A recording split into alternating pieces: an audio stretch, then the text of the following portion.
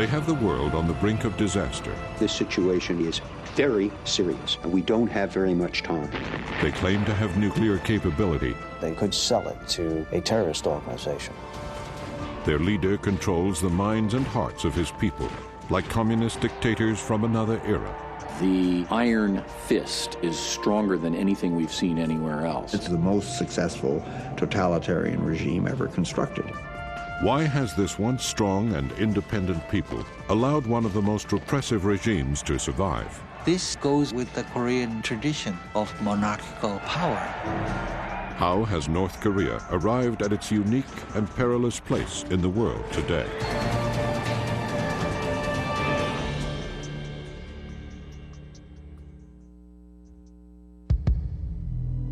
Kim Jong-il, absolute ruler of North Korea, is potentially the most dangerous man in power today.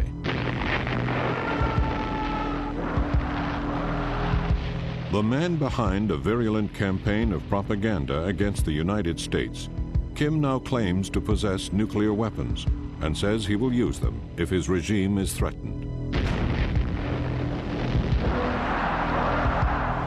He rules over the most isolated nation on Earth, a country the size of Mississippi, population 22 million. For years, he remained a hidden and mysterious figure. Now he has taken center stage.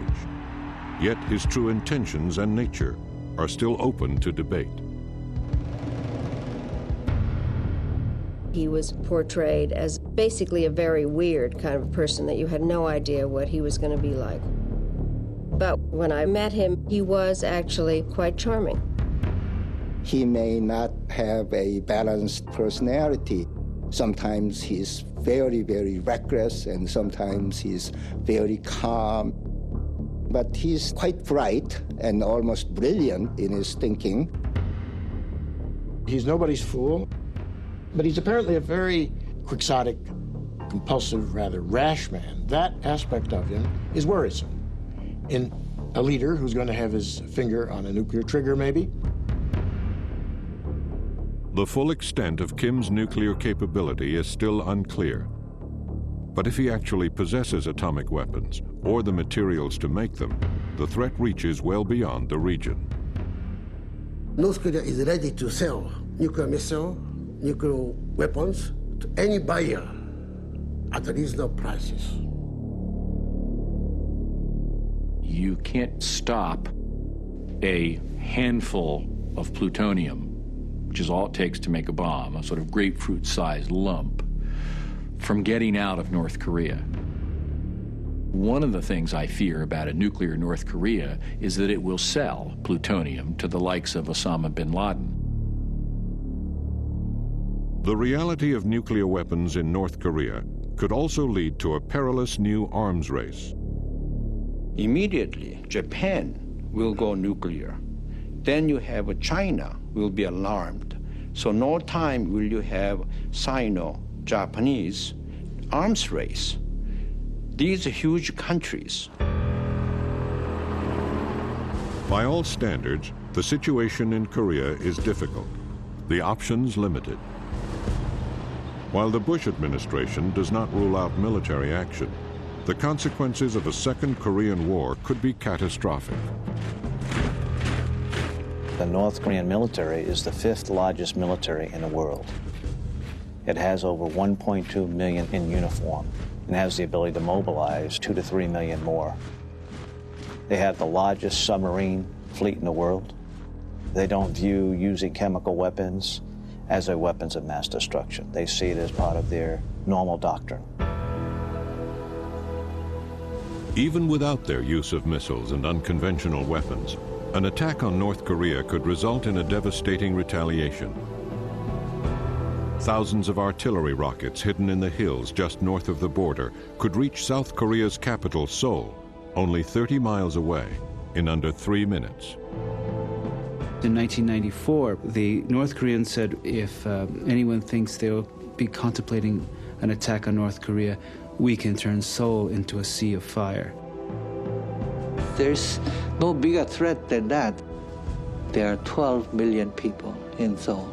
South Korea can be reached by conventional cannon.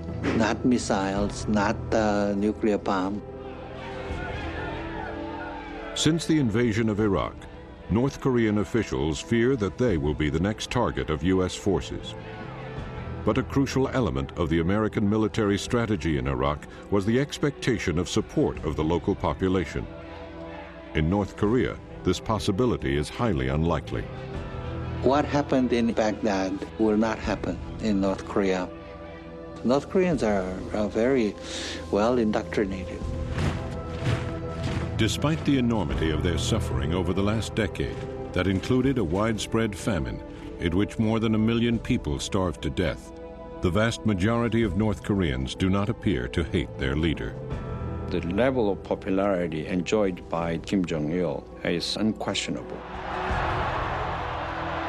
There's no divisiveness within the system. There's no dissension or dissident groups. It would be very difficult for us to replace the regime. Then replace with what? Kim Jong-il has survived into the 21st century, while other old-style communist regimes are long gone. But since its inception, North Korea has always been unique among totalitarian socialist societies. What makes it different, and a key factor in Kim's survival, is his cynical exploitation of deeply rooted cultural traditions to manipulate and control the minds and hearts of his people. The North Korean system that seems so strange to outsiders makes a lot of sense to Koreans because it fits in very well with their traditional worldview, with the history they've come out of and these notions of social hierarchy, reverence for the leader. Those are all things that are reinforced by this cultural identity. To understand how Kim has succeeded in capitalizing on this age-old cultural identity, we must look to the history of the proud and determined people of Korea. For 1,300 years, Korea was a thriving and highly advanced civilization, living in relative peace as an independent and unified nation.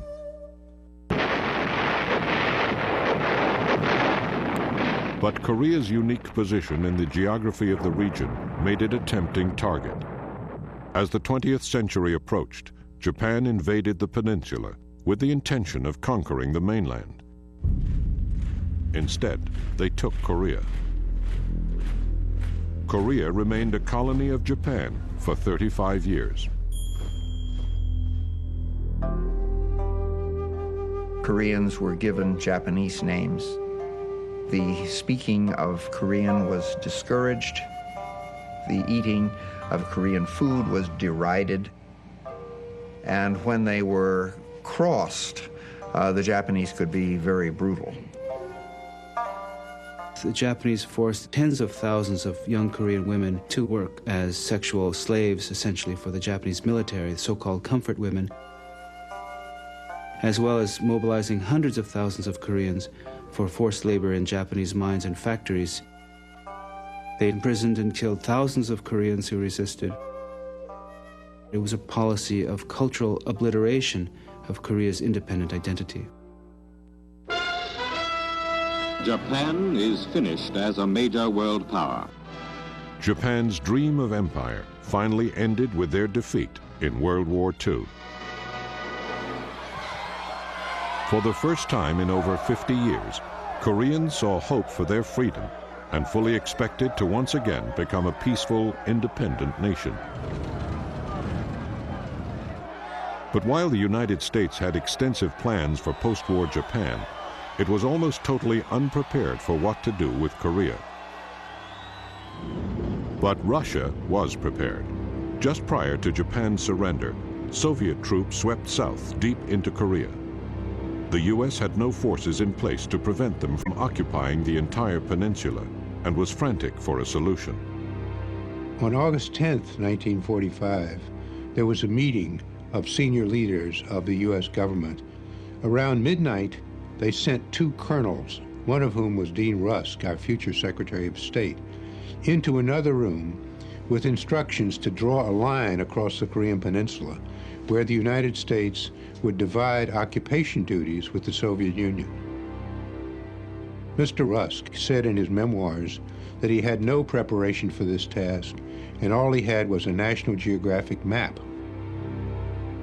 There was nothing on the map to indicate a natural boundary, so they simply drew a line approximately halfway down the peninsula at the 38th parallel, just north of the capital, Seoul.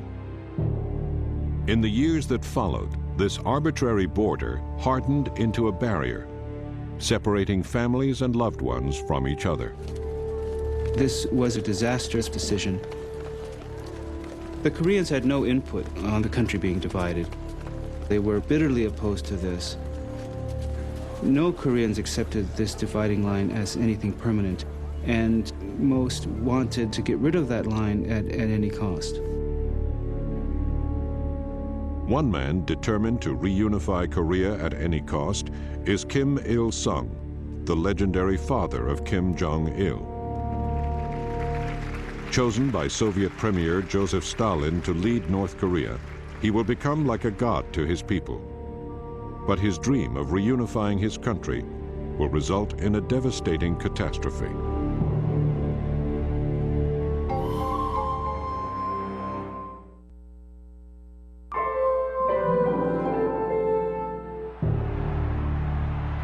Kim Il-sung's unique position among communist dictators after World War II is rooted in his fierce independence and defiant spirit.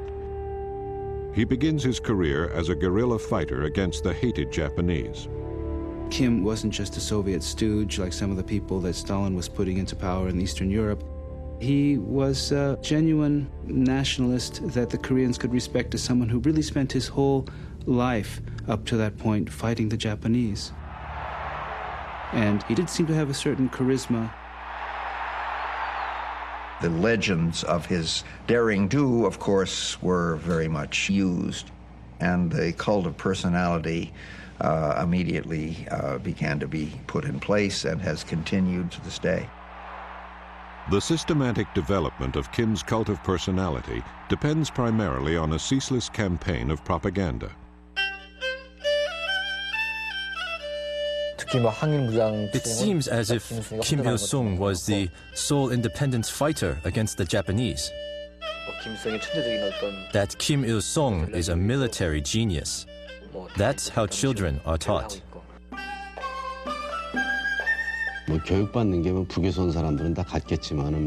were told that he crossed the river on a bridge of leaves, and that he threw pine cones, and they turned into grenades. We heard this over and over, and we really believed that. So naturally, we idolized him.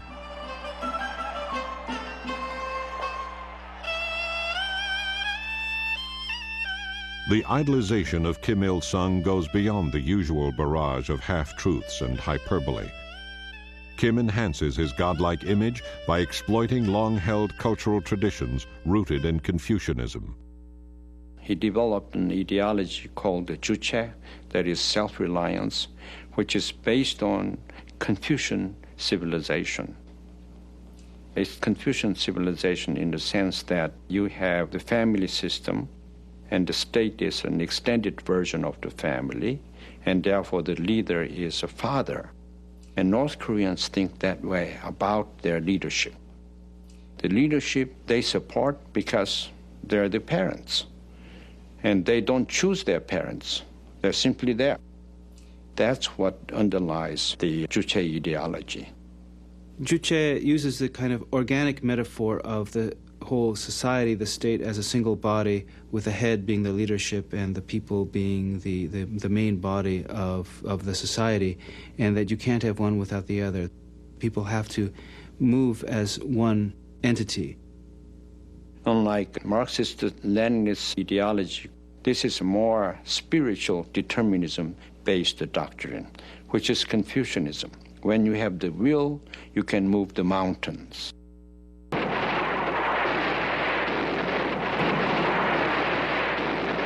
On June 25, 1950, Kim Il-sung launches a massive invasion of South Korea. In Northeast Asia, the latest hotspot in the Cold War, Almost all analysts in the United States thought that it was Joseph Stalin who told Kim Il-sung to go conquer South Korea. Russian-controlled North Koreans with typical red disregard for international decency invading their fellow countrymen to the south. That was the official script. But we know today that it was the other way around. It was Kim Il-sung who asked Stalin. Stalin didn't like this idea at first because he didn't want to provoke the Americans. He didn't want to trigger World War III over Korea, which was not that important to him compared to Europe. Eventually, Kim convinced Stalin that they could get away with this. Kim predicts that the conquest of South Korea will take only 30 days. The war drags on for more than 3 years.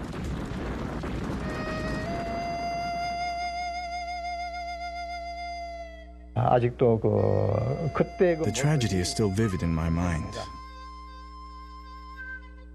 I was 15 at the time. It was frightening. All houses burned down. Rubble, block after block. Burning. Starvation. Everybody living in sheds. When I think of those days, I shrivel. I tremble. When the ceasefire is finally declared in 1953, North Korea has gained nothing. The original border at the 38th parallel is restored. The country is still split in two. Nearly 400,000 South Koreans have died, 37,000 Americans.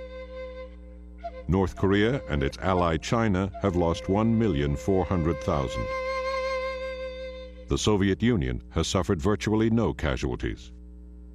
Kim was clearly disappointed at the low level of real military backing that he got from Stalin, and that created a level of mistrust that he never completely overcame. This sense of mistrust and betrayal reinforces Kim Il-sung's philosophy of self-reliance at all costs. It will guide his actions and those of his son and successor, Kim Jong-il, for years to come.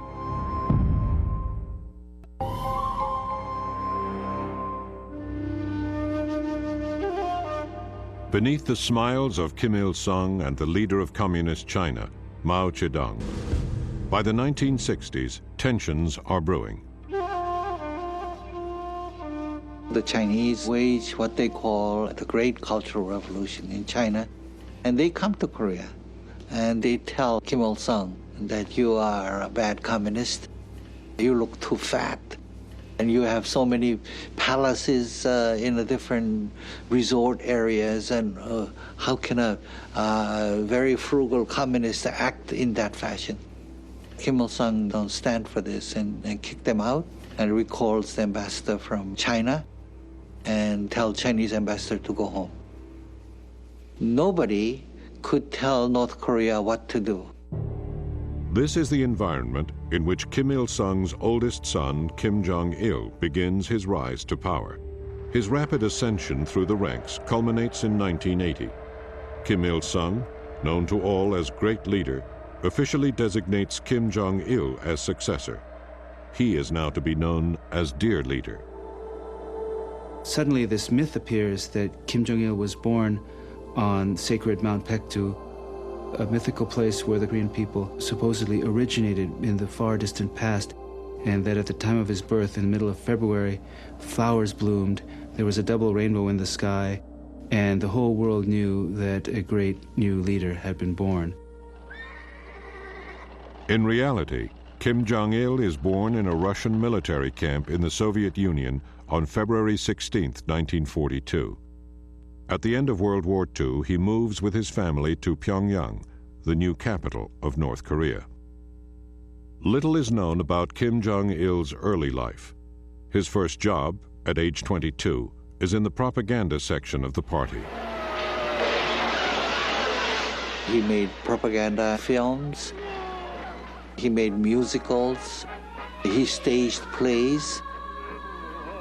So he's naturally get involved with the actresses. He's been called a playboy, and he likes the women, and he likes to drink, and all the what artists enjoy that he really enjoys.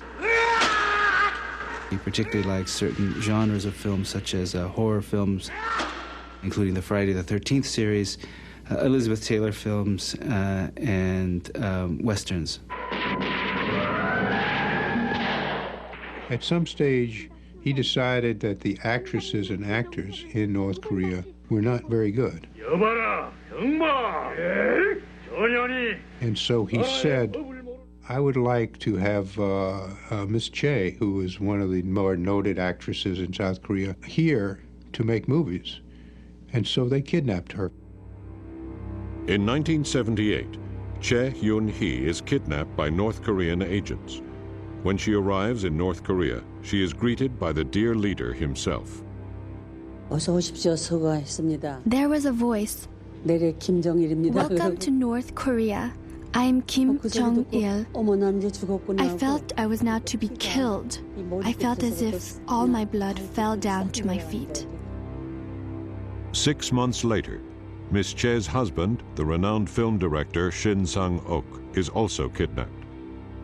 Over the next 3 years, they are forced to make films for Kim Jong-il, including a North Korean version of Godzilla. We had money and all kinds of conveniences, but we didn't have freedom. I was 60 then. I couldn't die there. Shin and Chae eventually escape, but the practice of kidnapping becomes an integral part of Kim's strategy for destabilizing his enemies. Between 1977 and 1983, several Japanese citizens vanish without a trace. The North Koreans said we needed Japanese role models so that we could learn from them how to behave like Japanese and how to sound like Japanese when we spoke. The purpose is for North Korean agents to pose as Japanese, thus providing cover and deniability while engaging in acts of sabotage against South Korea. By the mid-1980s, South Korea is the model of a modern capitalist nation. Its booming economy is a constant source of resentment to Kim, whose own economy is on the brink of disaster. Adding insult to injury, Seoul is internationally recognized as a world-class city when it is designated as host of the 1988 Olympics. Determined to intimidate participants and disrupt the Games, North Korea turns to its strategy of abduction and sabotage to perpetrate an act of terrorism, allegedly at the direction of Kim Jong-il. Just disappeared. In 1987, 2 North Korean agents posing as Japanese tourists plant a bomb on board a Korean Airlines flight headed to Seoul. Soon after they deplane at a stopover, the bomb explodes, killing 115 people. The capture of 25-year-old Kim Hyun-hee is a sensation. When asked why she did it, Kim Hyun-hee claims that she was brainwashed from early childhood to worship and obey the great and dear leaders of North Korea. To many, this sounds far-fetched. But to those who have experienced North Korea's system of indoctrination, it has the ring of truth. 어렸을 때 진짜 유치원 때부터 그런 걸 배워요. 이렇게 In kindergarten, we start learning about Kim Jong-il and Kim Il-sung's birthdays. On those days, they give candies and other gifts, and there are portraits of them. And then we bow in front of them and say, "Thank you, General Kim Il-sung." And then we take the gifts. 미국은 늑대. As I grew up, we learned that the U.S. is the American imperialist wolf. We were taught that American missionaries came to Korea and they committed all kinds of barbarous acts. And so if somebody stole an apple, then the missionaries caught the child and then burned on his forehead the word thief with acid. So people in North Korea think Americans are cannibals. And young children, when they learn this stuff, they think it's real history. I didn't know anything about the outside world. I thought North Korea was the best place in the whole world, a paradise. If you are brainwashed into thinking that you are living in the world's best country and you have no alternative sources of information, then it is much more possible for the dictator to control you. What Kim Jong-il fears most is his people getting to know the outside world. As people get to know about the outside world, he will come crashing down. As the 1980s end, the Soviet Empire begins to crumble. Communist regimes throughout Eastern Europe are toppled. The Berlin Wall is torn down. And finally, the USSR dissolves. Yet North Korea seems impervious to this turning of the tide. In fact, Kim Il-sung uses the collapse of communism elsewhere to further rally support for his ideology of independence. The North Koreans did not see Kim Il-sung as repressive. He was always held up as the heroic leader who was fending off these evil influences from outside, and that only by supporting him fully could the North Koreans win full independence. Increasingly isolated in an ever more hostile world, Kim Jong-il, now head of the military, looks for options to ensure the security of his father's regime. He turns to a nuclear weapons program begun in the early 1980s. Despite Kim's denials, U.S. intelligence has confirmed its existence. It will soon lead North Korea to the brink of a full-scale war with the United States.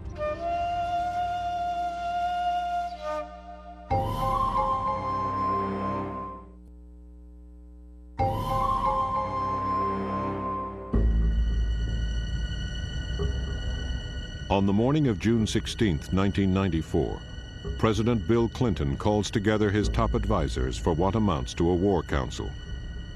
Plans for the deployment of a massive military force to South Korea are on the table. Satellite photos have revealed compelling evidence that North Korea is attempting to build a nuclear bomb. We were preparing for the possibility of war in a very serious way, planning, first of all, for a strike on the nuclear complex, but secondly, for the war that could well have resulted had the North Koreans launched an invasion of South Korea. That all looked very, very real to us at the time. The Cuban Missile Crisis in 1962 is the most dangerous moment the world has seen. I think 1994 is the second. In fact, Secretary of Defense Perry was briefing President Clinton in the Oval Office on a reinforcement plan at the very moment that former President Carter, Jimmy Carter, called President Clinton from Pyongyang and said, "Hold on, I've been talking to Kim Il-sung, and maybe there's some negotiated agreement that could be reached." President Carter has gone to Pyongyang to try to negotiate a diplomatic solution to the crisis. It is now past midnight Friday morning in North Korea. And he appears on CNN to announce his achievement. President Kim Il-sung has committed himself to... Carter saved Clinton's bacon because the Clinton administration had the idea that pressure is the only way you can deal with a problem like this. They had no understanding of the North Korean psychology, which is that simply made them more determined to resist the pressure and show that they would not be cowed down by the mighty superpower. Carter has averted a military showdown. In exchange for oil and other sources of energy and the eventual normalization of relations with the United States, the North Koreans agreed to freeze their nuclear program. But while the terms of the agreement are being negotiated, an unexpected event rocks North Korea. Kim Il-sung suddenly dies of a heart attack. The shock is felt even by those aware of his abuses who have escaped to the south. When Kim Il-sung died, I wept. I really mourned. We couldn't believe it. He seemed immortal. Many died from excessive mourning and weeping.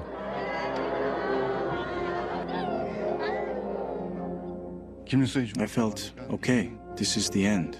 We are finished. I thought we wouldn't be able to carry on without Kim Il-sung. The new leader of North Korea, Kim Jong-il, lacks his father's charismatic command. Many predict that his government will soon collapse, but he is determined to retain power at any cost. This is a man for whom regime survival is fundamental. And so he will do what he needs to do to stay in power in terms of the control over his people, the lack of human rights, and some of those things are quite horrific.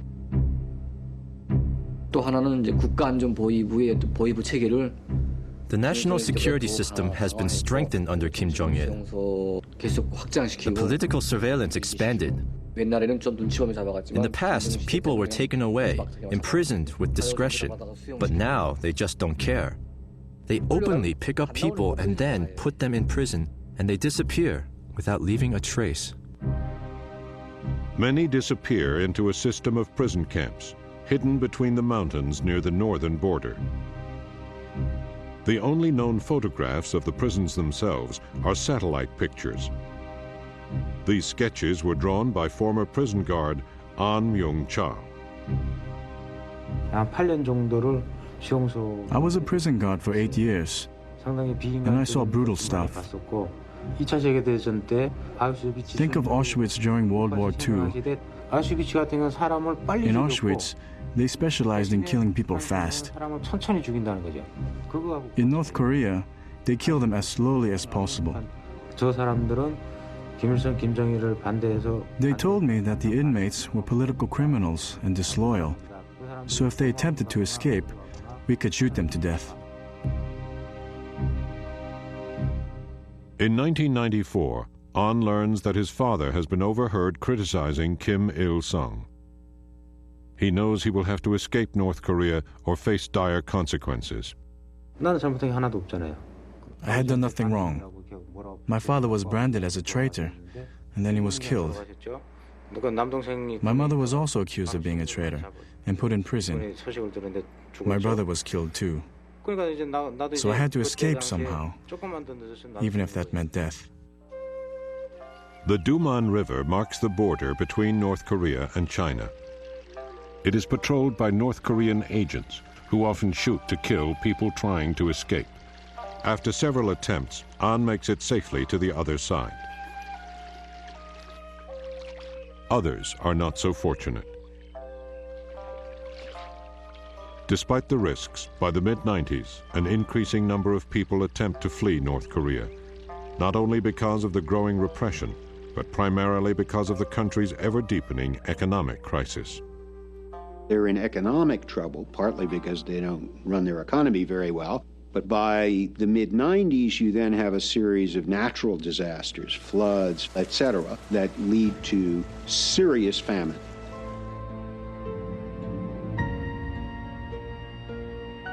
But these tragic conditions do not deter Kim from extravagant spending on his vast military forces.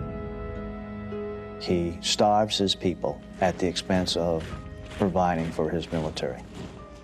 30 to 50% of the North Korean gross domestic product goes to the military.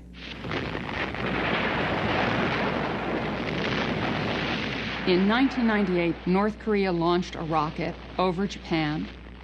It created a huge outcry, not only because it went over Japan, but because, unbeknownst to our analysts in advance, it turned out to be a 3-stage rocket. If that 3-stage rocket had been successful, which it was not, it fell into the sea, it very soon could have reached the continental United States. The White House is stunned.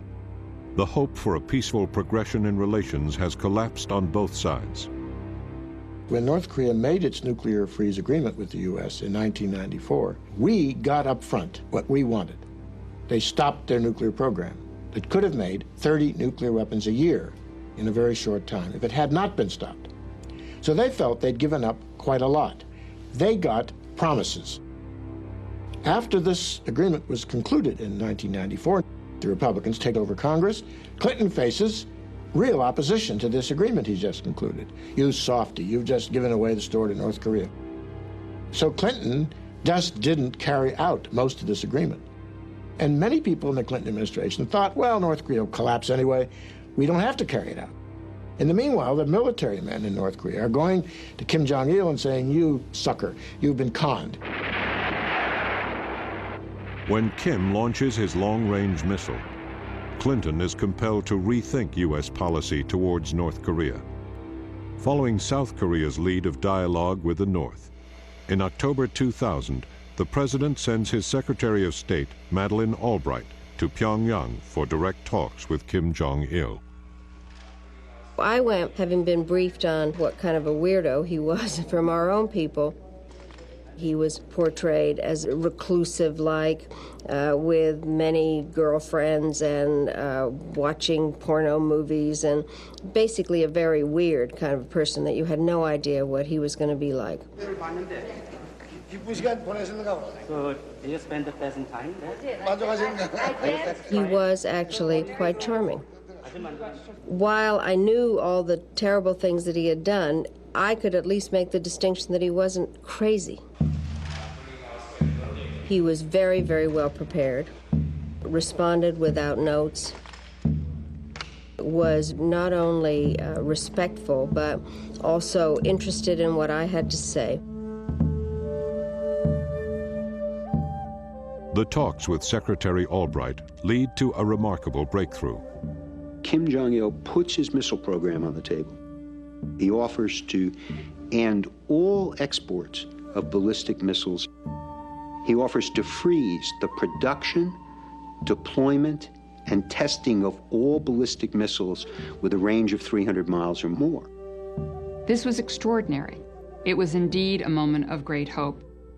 There was a possibility Kim Jong-il was finally going to enter the community of nations, perhaps hesitantly, but ultimately to really create the final peace and stability that might replace the armistice of 50 years that had been put in place at the end of the Korean War. It was a hopeful set of cards that we left on the table. I think it was a big surprise to everybody when the Bush administration decided not to pick up that hand of cards. The newly elected President Bush has grave concerns that Kim Jong-il cannot be trusted. North Korea is a regime arming with missiles and weapons of mass destruction. States like these and their terrorist allies constitute an axis of evil. Bush's strong words are met by an increasingly defiant Kim Jong-il. North Korea's seeming determination to become a nuclear power will lead to an ever-escalating confrontation with the United States.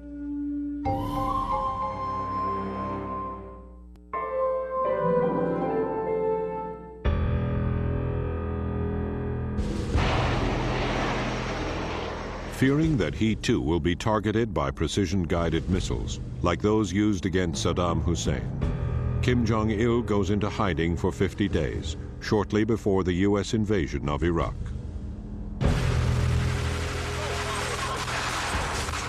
Kim's disappearance also coincides with the annual U.S.-South Korean joint military exercises. For more than 50 years, the U.S. military has maintained a commitment to protect the South at a cost of more than $2 billion per year. 37,000 American troops are still in place and ready for combat. If I were North Koreans, I would worry too. We know today the Americans have a 5-stage attack plan on North Korea. They are scared of us. They've been scared of us throughout the Cold War. And now, during the Bush period, they've become really scared again. People say, well, are you willing to talk to North Korea? Of course we are. But what this nation won't do is be blackmailed. President Bush has stated that any direct talks prior to North Korea's halting of its nuclear program are blackmail, the rewarding of bad behavior. If that remains the U.S. posture, I think we're headed for a train wreck.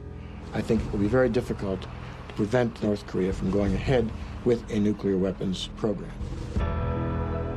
But many believe that Kim's true intention is to bargain away his nuclear program in exchange for normal relations with the West and a guarantee his regime will survive. Deep down, the honest feeling on the part of top leadership, in my assessment, is that they like to have a situation where they don't need to pursue nuclear weapons. I'm absolutely sure if we provide a security assurance, they will have an incentive to do away with their nuclear programs. In April 2003, U.S. and North Korean officials meet in China to try to resolve the nuclear issue. The meeting ends badly, cut short when North Korea announces that they now possess atomic weapons. Though still unverified, the assertion adds new urgency to the debate within the Bush administration on how to proceed. There are no easy options. The administration has not yet figured out what they're going to do about North Korea. If we're going to try to talk North Korea out of nuclear weapons, we have to be able to say, if you satisfy us on the nuclear weapons issue, we will otherwise leave you alone. That might not work, but that has to be phase one. If that doesn't work, then we need to move on to other options, including the military option, which we shouldn't take off the table. Stakes are too high. This is too serious a matter. We have to be able to risk war. Short of war, a naval blockade of all goods entering and leaving North Korea is being considered. But the risks are enormous, especially to South Korea, which remains extremely vulnerable. In May 2003, North Korean officials stated, "The South will sustain an unspeakable disaster if it turns to confrontation." Ironically, the new president of South Korea, Roh Moo-hyun, is less worried about threats from Kim Jong-il than the possibility that the Bush government's hawkish policies will trigger a military strike by North Korea. President Roh was elected on a platform of engagement and cooperation with the North and eventual reunification. Kim Jong-il has stated that he too shares the goal of a reunified Korea. The question is, under what terms? A totalitarian socialist regime ruled by Kim? Those with ties to North Korea's leaders deny that that's Kim's intention. The North Korean idea of reunification is not a socialist system. People think that Kim Jong-un is a socialist first. He's a national first. Yeah. His first priority is survival of the Korean nation as one nation. Yeah.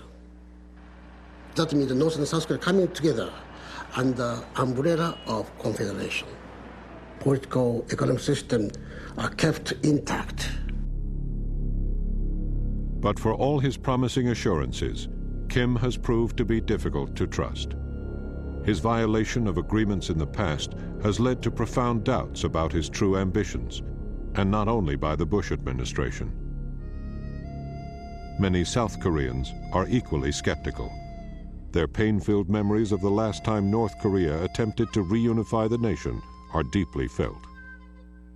I always say the Korean unification will not come until the Korean War generations all die. Because it was a fratricidal war, brothers killing brothers, families killing families. Reconciliation of these people is not easy. The Korean Peninsula will be reunified someday, long after I'm gone. I think the best way is the solution by the Almighty, that the South Korean people who remember the war, they should die before the reunification can come.